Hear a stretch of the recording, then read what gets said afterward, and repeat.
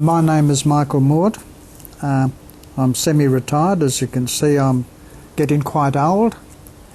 I'm living on the property which our family has been in possession of over 160 years. My brother and I have been very happy to have given to the Queensland Library some of the old books which were written by our grandfather and granduncle on business at Franklyn Vale in the old days.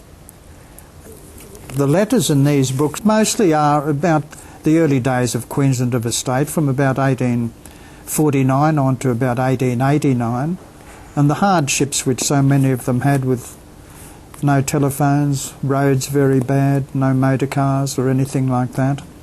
Well, I have in front of me one of the books we have given to the Heritage Collection. These books are mostly by the manager of the property, written to my great-grandfather, who at this stage was living in Sydney.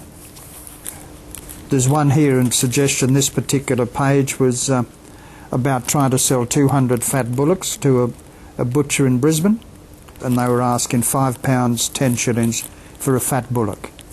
When the great flood came in 1893 in Brisbane, we had a mob of bullocks on their way to Normanby, and they came to the Victoria Bridge in 1893, and the drover saw that the bridge was washed away.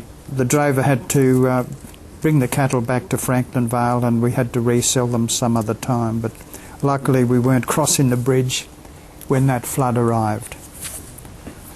I do feel it very important that the State Library of Queensland is looking after these books.